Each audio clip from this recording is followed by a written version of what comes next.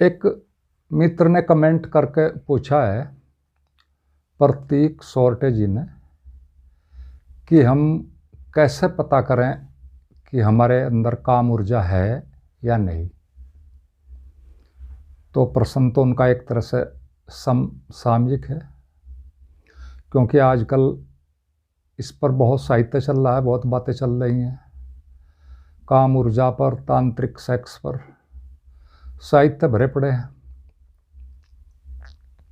तो प्रश्न तो ठीक है, और मेरा सभी मित्रों से निवेदन है कि एक तो वीडियो को अंत तक जरूर देखें। दूसरी बात, इसी विषय पर ऊर्जा पर, काम ऊर्जा पर मैंने 2 वीडियो पहले भी बनाई थी, लगभग 2 साल पहले। उनके लिंक मिल जाएंगे आपको नीचे डिस्क्रिप्शन में, आप उनको भी ज़रूर देख लें तो और सुविधा रहेगी। तो काम ऊर्जा को समझने से पहले हमें कुछ थोड़ी बातें समझ लेनी चाहिए। काम ऊर्जा से पहले हमें यह समझना है कि ये ऊर्जा क्या है। तो वैसे तो इसका डिटेल पूरा पिछली वीडियोज में मिलेगा, यहाँ उनको बताने से वीडियोज बहुत लंबा हो जाएगा। एक तरह से काम ऊर्जा एक एनर्जी है जो एक तरह से हमारे शरीर में पैदा होती है, बाहर से भी कई चीज़ों से आती है, और यह सिर्फ और सिर्फ एक तरह से शुद्ध ऊर्जा है। अच्छा, ऐसे प्राण ऊर्जा कहें, और अगर वैज्ञानिक भाषा में कहना तो एक तरह से ऐसे वाइटल फोर्स कहें, बॉडी इलेक्ट्रिसिटी कहें, और वैज्ञानिक नाम यही ठीक है।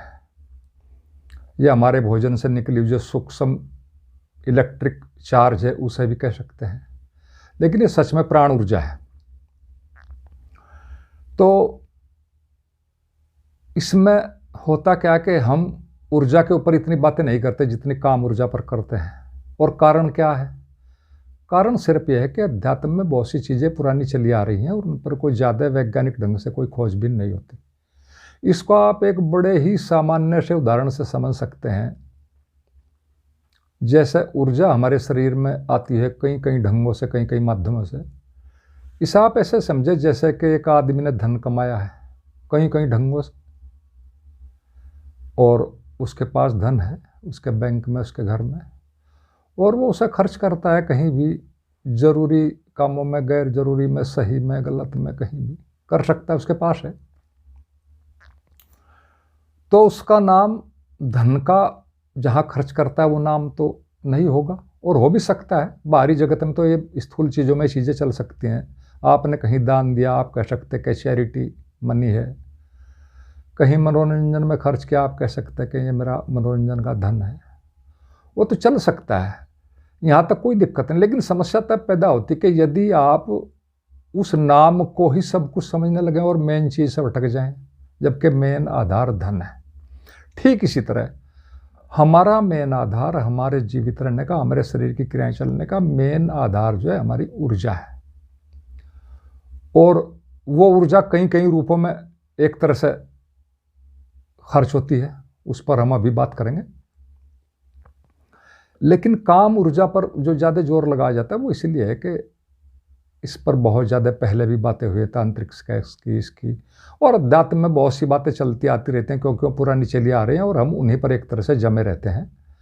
और फिर थोड़ा जो रियल चीज़ें होती हैं उनसे एक तरह से हमारा ध्यान भटक जाता है।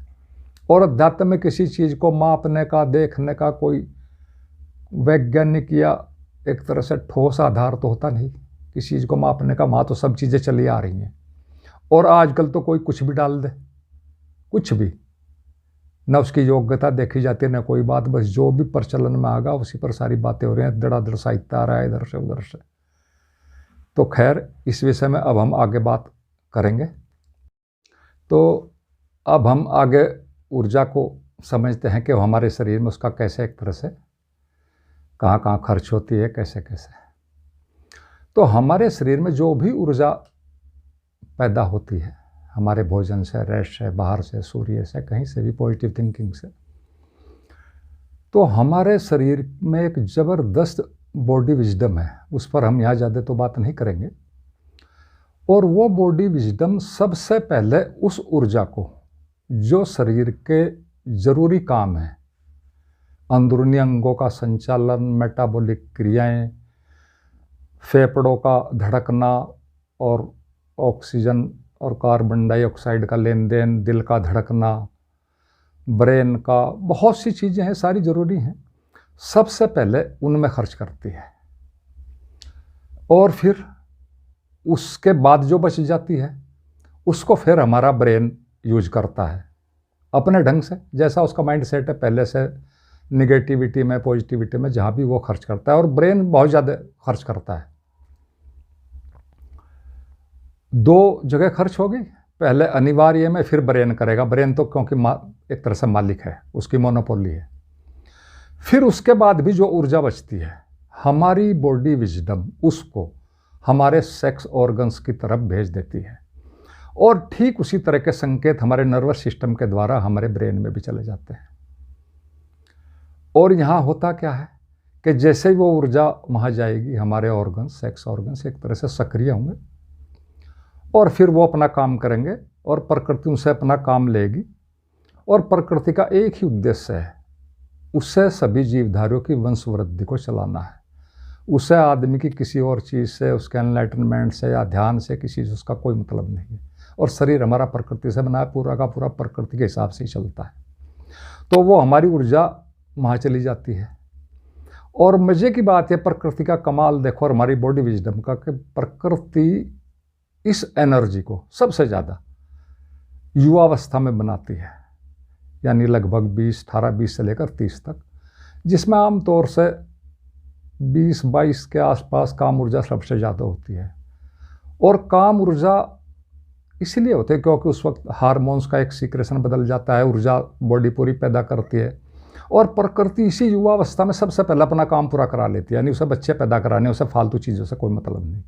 वो इसी उसमें सबसे पहले अपना काम पूरा करा लेते हैं। और फिर धीरे धीरे एज के हिसाब से जैसे जैसा आदमी बढ़ता है, फिर ये ऊर्जा भी कम होती चली जाती है और धीरे धीरे इसका सेक्स ऑर्गन्स में जाना भी एक तरह से वो होता है। लेकिन फिर भी बहुत लंबे समय तक चलता है, बहुत लंबा एक गए मिलता है, 50-60 तक आराम से चलता है। लेकिन प्रकृति सबसे पहले अपना काम करा लेती है। तो इस चीज़ को हमें ध्यान रखना है। और फिर इसके बाद जो बचेगी वही एक तरह से हमारे आगे के काम में यूज होगी। और इसी कारण से आपको एक बात और रिमाइंड करा दूं कि ये ऊर्जा ज़्यादा न बने, सरप्लस ना बने, साधक के जीवन में कम भोजन लेने का बहुत बड़ा महत्व है, जिस पर के विस्तार से बहुत ही कम लोग बताते हैं। क्योंकि यदि आप ज़्यादा भोजन लोगे तो शरीर का मुख्य स्रोत ऊर्जा बनाने का भोजन है हमारा, और तो बाद की चीज़ें। तो फिर ज़्यादा एनर्जी निश्चित रूप से उसको एक तरह से काम वासना में भेजेगी, पक्का। ज़्यादा एनर्जी तो ज़्यादा मन चलेगा और इस एज में तो उसी तरफ चलेगा। तो साधकों के लिए इसी तरह से भोजन की एक तरह से न्यूनता पर बहुत ज़्यादा जोर दिया जाता है, जो कि बड़ा एक तरह से अनिवार्य भी है। यहाँ पर ये हमने समझ लिया। और ठीक यही प्रोसेस सभी जीवधारियों में चलता है एक तरह से, क्योंकि प्रकृति को अपने सभी जीवों की वंशवृद्धि चलानी होती है। लेकिन मनुष्य समाज में यहाँ पर एक गड़बड़ होती है, क्योंकि उसके पास कुछ मस्तिष्क ज़्यादा है, मन बहुत चंचल है, बहुत विकसित माइंड है, ब्रेन विकसित है। तो यहाँ पर होता क्या है कि कुछ इस तरह की चीज़ें चली आती हैं एक तरह से, जिनको के भले लोग और समझदार लोग उन गलत जानकारियों को भी एक तरह से परोसते रहते हैं और हम अक्सर उनमें फंस जाते हैं। और उनमें फंसने से होता क्या है कि ये जो हमारा प्राकृतिक सिस्टम है, जो हमने अभी बताया मैंने, भोजन का, एनर्जी का, उसकी एक तरह से प्रायोरिटी के हिसाब से उसका यूज करना, ये सारा का सारा गड़बड़ा जाता है। और जैसे ही ये गड़बड़ाएगा, फिर निश्चित रूप से सेक्स से संबंधित जो एबनॉर्मलिटीज़ हैं वे पैदा होती हैं। और उसके साथ साथ शरीर का, मन का, फिर सारा का सारा ही सिस्टम बिगड़ जाता है।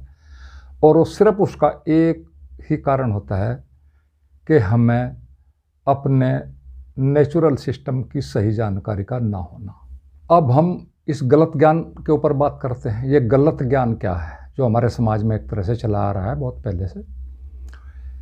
ये गलत ज्ञान एक तरह से दो हिस्सों में चलता है एक तरह से हमारे समाज में, सेक्स के बारे में या काम ऊर्जा के बारे में। पहला तो है एक तरह से ब्रह्मचर्य का महिमा मंडन,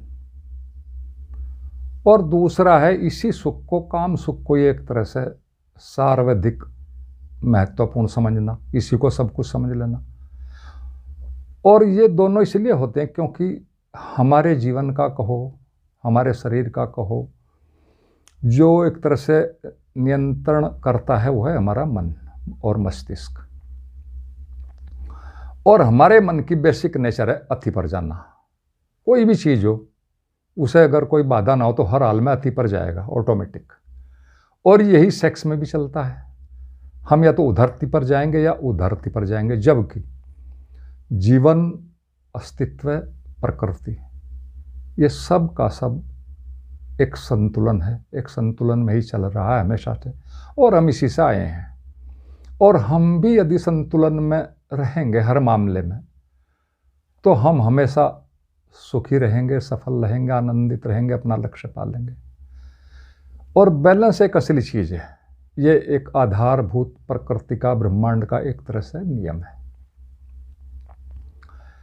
तो इसके ऊपर कई विधियाँ भी हैं, इस बैलेंस के ऊपर। यानी एक तरह से अगर कहें तो balance in everything, balance in everything, balance is everything. यानी संतुलन ही सब कुछ है। और इस संतुलन के ऊपर ही कोई विधियाँ भी हैं ध्यान की। पहला आपने सुनी होंगी कि आँखों के बीच में एक तराजुआ कांटा करो, दोनों तरफ पलड़े बराबर करो, इधर झुक जाए, इधर कुछ रखो, इस तरह की हैं। भगवान बुद्ध के मार्ग को भी मध्य मार्ग कहा जाता है। सच में इस मध्य मार्ग का मतलब जो है सीधा सीधा ठहर जाना, ना इधर ना उधर, और ठहरने के बाद फौरन मन रुक जाएगा। यही असली चीज़ है। सभी ध्यान का, सभी विधियों का एक लक्ष्य है कि हम कैसे अपने में ठहर जाएं। अपने में ठहरने का मतलब है मन का रुक जाना, क्योंकि हम मन के साथ ही चलते रहते हैं। तो इसी तरह हमें सारा जोर बैलेंस को समझने में उस पर लगाना है। और यही, क्योंकि सारा हमारा अंदर जो प्रोसेस चलती है वो सारी ऊर्जा की हेल्प से चलती है। ऊर्जा ही एक तरह से ईंधन है हमारे शरीर का, हमारे मन का, हमारी भावनाओं का, हमारे थॉट्स का। तो हमें यहाँ पर इसमें भी एक तरह से इस बात को समझना है। इस नियंत्रण के बारे में जो हमें समझना है अपनी बॉडी को, इस ऊर्जा को, उसको हम एक बड़े ही सिंपल से एक तरह से दैनिक उदाहरण से समझ सकते हैं। आप ये समझिए कि जैसे हमारा शरीर एक प्रेशर कुकर है, और प्रेशर कुकर में हमारा शरीर ऊर्जा इकट्ठी कर रहा है, बना रहा है शरीर। जैसे आप प्रेशर कुकर में देखते हैं कि एक ठीक प्रेशर पर जाकर उसकी जो फालतू ऊर्जा है वो बाहर निकल जाती है सीटी के उठने से। अब अगर हम सीटी को जाम कर दें तो क्या परिणाम होंगे, या नीचे से उसको एक तरफ उससे उठा के रखते तो क्या होंगे। तो यानी हमें इस ऊर्जा वाले अपने शरीर के काम ऊर्जा के सिद्धांत को एक तरह से प्रेशर कुकर के हिसाब से ही समझना है। उससे हमें एक तरह से काफ़ी इसमें सुविधा रहेगी। हमें ये प्रेशर कुकर वाला फार्मूले से हम ज़्यादा समझेंगे तो इसका सीधा सा क्या करना है कि न तो हमें सीटी को हटाना है, और न ही जो प्रेशर कुकर का भाप निकलने का एक तरह से सिस्टम है न उसको चौक करना है। लेकिन फिर कुछ हमारे बुद्धिजीवी कहेंगे, हमारी किताबों में मिलेगा और भी, कि ऊर्जा ही कम पैदा करो। मैंने भी जैसा अभी बताया, लेकिन उसमें एक समस्या है। ऊर्जा तो हम पैदा कर सकते हैं, काम वासना से भी बच सकते हैं, लेकिन हमारे मन का, हमारे जीवन का कुछ अजीब ही नियम है। जो ऊर्जा बाहर जाएगी वो कुछ न कुछ करेगी। वो काम ऊर्जा में इधर करेगी, सेक्स में या कहीं और करेगी। अति ऊर्जा हमें कुछ न कुछ कराती है। ऊर्जा की अधिकता के बिना हम कुछ नहीं कर सकते, और कुछ किए बिना हम कुछ सीख नहीं सकते। और हमारा मन सिर्फ उन्हीं चीज़ों पर यकीन करता है जो उसके अपने अनुभव की होती हैं। बाकी हर चीज़ पर कहीं ना कहीं गहरे में शक करता है। तो इसीलिए ये नेचर का सिस्टम जो है वो एक तरह से बहुत साइंटिफिक है। हमें सारी चीज़ों को अपने अनुभव से जानना चाहिए। और फिर इसमें और भी आगे मित्रों ने पूछा है कि हम कैसे पता करें। तो पता करने का तो बड़ा सीधा सा रास्ता है। आप प्रॉपर भोजन लो और पॉजिटिव थिंकिंग रखो और धैर्य रखो। भले ही आपके शरीर में कोई पहले से वीकनेस हो, किसी भी कारण से आई हो, वो सब धीरे धीरे ठीक हो जाएगी। हमारे शरीर की बॉडी विजडम और हर बीमारी को ठीक करने की एक अद्भुत क्षमता है, बशर्ते हम धैर्य रखें और बॉडी के सिस्टम को समझ कर चलें, उसे सहयोग कर कर चलें। तो कोई अगर फॉल्ट भी होगा तो सब चीज़ें ठीक हो जाएंगी, हमें पता लग जाएगा। काम ऊर्जा कुछ थोड़े समय बाद वहाँ से बहने लगेगी ऑटोमेटिकली, बशर्ते कोई प्राकृतिक दोष ना हो हमारे शरीर में। तो इन सारी चीज़ों को हमें समझना है और अंदाजन हमें एक तरह से कहीं नहीं चलना है। इसमें सबसे बड़ी जो ध्यान रखने की बात है वो ये है कि हमें अपने इस सिस्टम के साथ कोई भी छेड़खानी नहीं करनी है। जो हमारा नेचुरल नर्वस सिस्टम है और हमारा ऑटो नर्वस सिस्टम इन सारी चीज़ों को खुद ही नियंत्रण में करता है। हमें किसी केमिकल के चक्कर में नहीं पड़ना, किसी फालतू की अवैज्ञानिक बात के चक्कर में नहीं पड़ना। अगर कोई प्रॉब्लम है भी इस तरह की तो सीधे अपने जो इस विषय के विशेषज्ञ हैं उनसे संपर्क करना चाहिए, जो सेक्सोलॉजिस्ट हैं या फिजियोथेरेपिस्ट, जो भी इस तरह के लोग हैं। और ख़ासकर उन लोगों से बचना चाहिए जो इस विषय पर बेमतलब का ज्ञान बांटते हैं। उन्हें उस विषय में कोई ना अध्ययन है, सिर्फ इसलिए कि कुछ उनके फॉलोवर्स हैं वो इस विषय पर बेमतलब का ज्ञान बांटते रहते हैं, तो उनसे थोड़ा बचना चाहिए। और ध्यान रखना इस विषय में और भी कई भ्रांतियाँ कि ऊर्जा बचाओ, काम ऊर्जा बहुत बचाओ, तो इस चक्कर में ज़्यादा नहीं पड़ना है। ज़्यादा ऊर्जा बचाने से न कोई लंबा चलता है। इस तरह के बहुत उदाहरण भरे पड़े हैं, मैं यहाँ कुछ कहना नहीं चाहता। और हम लंबे जीवन से का भी कोई मतलब नहीं है। बात यह है जीवन की लंबाई में से कुछ नहीं निकलेगा। आदिवासी लोग बड़े लंबे लंबे जीवन जी रहे हैं, अभी भी दुनिया के कितने स्थानों में आपको मिल जाएंगे। बात है जीवन में कोई क्वालिटी होनी चाहिए। हमें कोई लक्ष्य जो जीवन का मिला है मनुष्य योनि मानने का, वो हमारा पूरा होना चाहिए। और आदिवासी लंबे भी जिए हैं, ऊर्जावान भी हैं, लेकिन उनमें कोई भी ना कोई साइंटिस्ट पैदा हुआ, ना कोई बुद्ध पुरुष पैदा हुआ। तो इन बेकार की चीज़ों से बचना चाहिए, ऊर्जा को बहने देना चाहिए। बस एक ही चीज़ है कि थोड़ा अपने अंदर अवेयरनेस को विकसित करें मेडिटेशन से और साधना से। और जैसे ही हम विकसित होंगे, हमारी अवेयरनेस होगी, तो हम जीवन से कुछ सीखेंगे। और हम सीख सीख कर ही विकसित हुए, सारा मनुष्य समाज ऐसे विकसित हुआ है। सीखो, बस इतना ही एक तरह से ध्यान रखो कि एक गलती को दोबारा मत करो। गलतियां होंगी, बिना गलतियों के तो हम सीख ही नहीं सकते। तो मैं जहाँ तक समझता हूँ मित्र का प्रश्न का उत्तर तो हो गया होगा, उन्हें पता लग जाएगा। अगर कोई इस तरह का फॉल्ट है तो धीरे धीरे थोड़ा धैर्य रखो, पॉजिटिव थिंकिंग, सही प्रॉपर भोजन, और ऊर्जा धीरे धीरे वहाँ से बहने लगेगी। जब वो सरप्लस होगी तो इस विषय में अगर कोई प्रॉब्लम है तो अपने डॉक्टर से मिले।